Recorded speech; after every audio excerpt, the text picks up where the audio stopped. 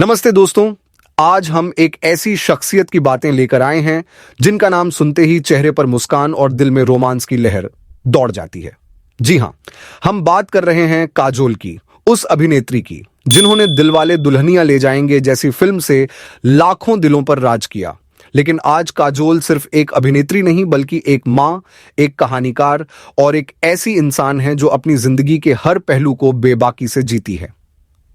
हाल ही में humans of Bombay को दिए एक खास इंटरव्यू में काजोल ने अपने बच्चों न्यासा और युग, डीडीएलजे की 30वीं सालगिरह, पापाराजी की दुनिया और बॉलीवुड के अनुभवों पर खुलकर बात की।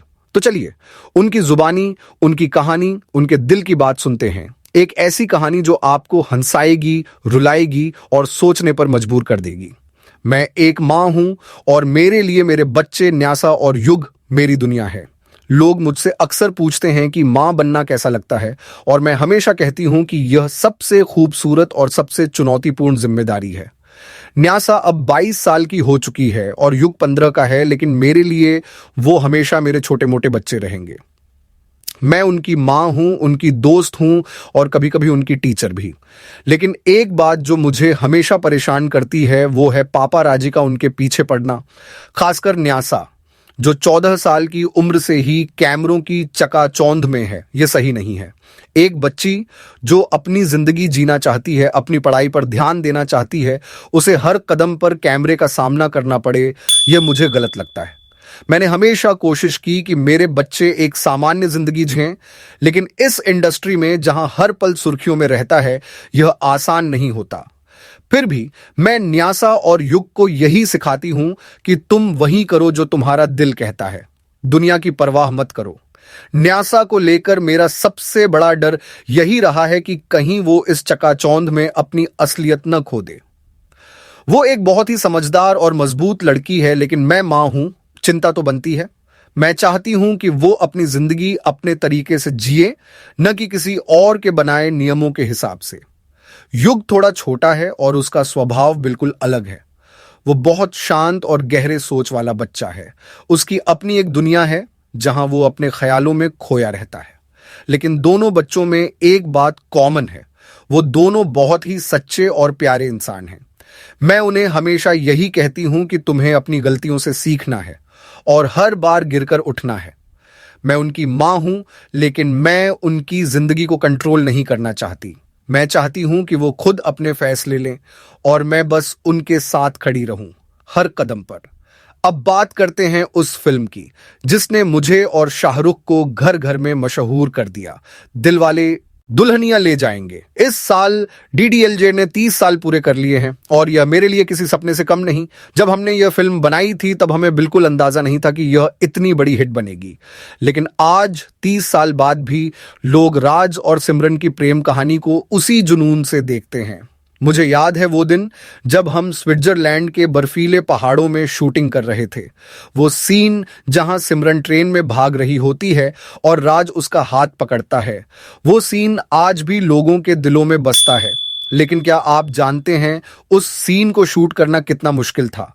ठंड इतनी थी कि हमारी उंगलियां जम रही थीं और फिर भी हम हंसते हंसते शूट करते थे। शाहरुख और मैं, हम दोनों सेट पर इतना मजा करते थे कि हर सीन में हमारी केमिस्ट्री अपने आप झलकने लगती थी। एक और मजेदार किस्सा बताती हूं। डीडीएलजे का वो मशहूर गाना मेहंदी लगा के रखना, उसकी शूटिंग एक गौशाला में हुई थी। जी हां, गौशाला।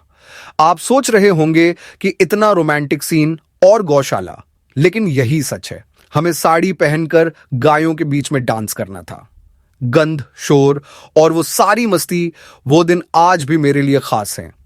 हम हंसते हंसते शूट करते थे और शायद यही वजह है कि वो सीन इतना जादुई लगता है। आदित्य चोपड़ा और यश चोपड़ा जी का विजन इतना साफ था कि उन्होंने हर सीन में प्यार और जादू भर दिया। डीडीएलजे सिर्फ एक फिल्म नहीं थी, वो एक एहसास थी जो आज भी जिंदा है। बॉलीवुड में 30 साल बिताने के बाद भी मुझे लगता है कि मैं अभी भी वही काजोल हूं जो पहली बार सेट पर आई थी। मैंने हमेशा अपने दिल की सुनी, चाहे वो फिल्में चुनने की बात हो या जिंदगी के फैसले लेने की। लोग कहते हैं कि मैं बहुत इमोशनल हूँ और हाँ, यह सच है। मैं अपने किरदारों में पूरी तरह डूब जाती हूँ, चाहे वो बाजीगर की प्रिया हो या कभी खुशी कभी गम की अंजलि। मैं हर किरदार को जीती हूँ। मेरे लिए एक्टिंग सिर्फ काम नहीं बल्कि एक जुनून है, और शायद यही वजह है कि लोग मेरे किरदारों से इतना प्यार करते हैं। लेकिन मैं ये भी मानती हूँ कि बॉलीवुड बदल गया है। आज की फिल्में, आज का दर्शक, सब कुछ अलग है। फिर भी प्यार और इमोशंस की ताकत वही है। लोग आज भी कहानियों से जुड़ते हैं, और मैं खुशकिस्मत हूँ कि मुझे ऐसी कहानियां जीने का मौका मिला। पापाराजी की बात करें तो यह आज की दुनिया का एक बड़ा हिस्सा बन चुका है। मुझे याद है जब मैंने अपने करियर की शुरुआत की थी, तब पापाराजी इतने नहीं थे, लेकिन आज हर कदम पर कैमरे हैं। मेरे लिए यह ठीक है क्योंकि मैं इस इंडस्ट्री का हिस्सा हूँ, लेकिन मेरे बच्चों के लिए, खासकर न्यासा के लिए, यह बहुत मुश्किल है। मैंने देखा है कि कैसे लोग उसे जज करते हैं, कैसे हर छोटी बात को बढ़ा चढ़ाकर पेश किया जाता है। मैं चाहती हूँ कि लोग उसे एक इंसान की तरह देखें, न कि सिर्फ काजोल की बेटी के रूप में। वो अपनी जिंदगी जीने का हक रखती है, और मैं उसकी माँ के तौर पर उसकी हर तरह से रक्षा करूंगी। पेरेंटिंग मेरे लिए एक ऐसा सफर रहा है जिसमें मैंने बहुत कुछ सीखा। मैंने हमेशा कोशिश की कि मेरे बच्चे जमीन से जुड़े रहें। मैं उन्हें सिखाती हूँ कि मेहनत, ईमानदारी और अपने सपनों का पीछा करना सबसे जरूरी है। लेकिन मैं यह भी चाहती हूँ कि वो अपनी गलतियों से सीखें। मैं उन्हें हर बार बचाने नहीं आ सकती। मैं चाहती हूँ कि वो अपनी जिंदगी के मालिक बने। न्यासा और युग दोनों बहुत अलग है, लेकिन दोनों में एक खास बात है, वो अपने दिल की सुनते हैं, और मुझे लगता है कि यही उनकी सबसे बड़ी ताकत है। DDLJ की 30वीं सालगिरह पर मुझे ये देखकर बहुत खुशी होती है कि आज की पीढ़ी भी इस फिल्म को उतना ही प्यार देती है। लोग मुझसे पूछते हैं कि क्या आज के समय में राज और सिमरन की कहानी उतनी ही मायने रखती है, और मेरा जवाब है हाँ, बिल्कुल। प्यार, परिवार और अपने सपनों के लिए लड़ना, ये ऐसी चीजें हैं जो कभी पुरानी नहीं होती। DDLJ ने हमें सिखाया कि प्यार में हिम्मत चाहिए और परिवार की इज्जत सबसे ऊपर है। मैं आज भी जब वो सीन देखती हूँ जहाँ सिमरन अपने पिता से कहती है, बाबूजी मुझे जीने दीजिए, तो मेरी आंखें भर आती हैं। वो सीन सिर्फ एक डायलॉग नहीं बल्कि एक एहसास है। बॉलीवुड में मेरे 30 सालों का सफर आसान नहीं था। मैंने कई उतार चढ़ाव देखे, कई हिट फिल्में दी, और कुछ फिल्में जो शायद दर्शकों को उतना पसंद नहीं आई। लेकिन मैंने कभी हार नहीं मानी। मैंने हमेशा अपने दिल की सुनी, और शायद यही मेरी ताकत रही है। लोग मुझसे पूछते हैं कि काजोल, तुम इतनी एनर्जी कहाँ से लाती हो? और मेरा जवाब होता है, मेरे दर्शकों से। आप लोग जो मेरी फिल्में देखते हैं, जो मेरे किरदारों से प्यार करते हैं, आप ही मेरी ताकत हैं। मैं आज भी हर फिल्म में उतनी ही मेहनत करती हूँ जितनी मैंने अपनी पहली फिल्म में की थी। अब थोड़ा सा भविष्य की बात करते हैं। मैं चाहती हूँ कि मेरे बच्चे अपनी राह खुद चुने। अगर न्यासा या युग बॉलीवुड में आना चाहे तो मैं उनका पूरा समर्थन करूंगी, लेकिन मैं यह भी चाहती हूँ कि वो करें जो उनके दिल को सुकून दे। मैं नहीं चाहती कि वो सिर्फ इसलिए इस इंडस्ट्री में आए क्योंकि वो मेरे बच्चे हैं। मैं चाहती हूँ कि वो अपनी पहचान बनाए, अपनी मेहनत से, अपने जुनून से। और हाँ, मैं यह भी चाहती हूँ कि पापाराजी उनकी जिंदगी को थोड़ा आसान करे। DDLJ की बात फिर से करूं तो मुझे लगता है कि यह फिल्म सिर्फ मेरे लिए नहीं बल्कि हर उस इंसान के लिए खास है जिसने कभी प्यार किया है। वो ट्रेन का सीन, वो जा सिमरन जा, जी ले अपनी जिंदगी वाला डायलॉग, ये सब आज भी उतना ही जादुई है। मुझे याद है जब हमने यह फिल्म बनाई थी तब हमें लगा था कि यह एक अच्छी कहानी है, लेकिन यह नहीं पता था कि यह एक कल्ट क्लासिक बनेगी।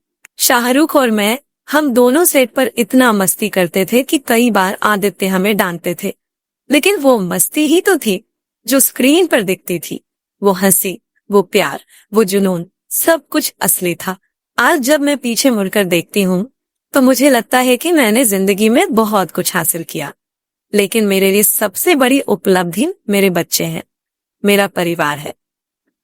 मैं एक ऐसी माँ बनना चाहती हूँ जो अपने बच्चों को हर मुश्किल में साथ दे, लेकिन उन्हें उनकी उड़ान भरने की आजादी भी दे। मैं एक ऐसी अभिनेत्री बनना चाहती हूँ जो हर किरदार में जान डाल दे, और मैं एक ऐसी इंसान बनना चाहती हूँ जो हमेशा अपने दिल की सुने।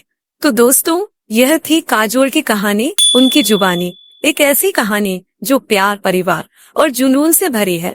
दिलवाले दुल्हनिया ले जाएंगे कि 30वीं सालगिरह पर आइए हम सब मिलकर उस प्यार को सेलिब्रेट करें जो आज भी हमारे दिलों में जिंदा है।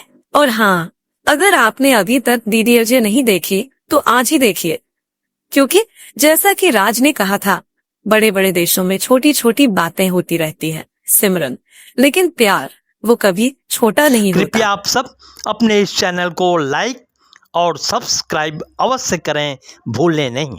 आप सबका आभार।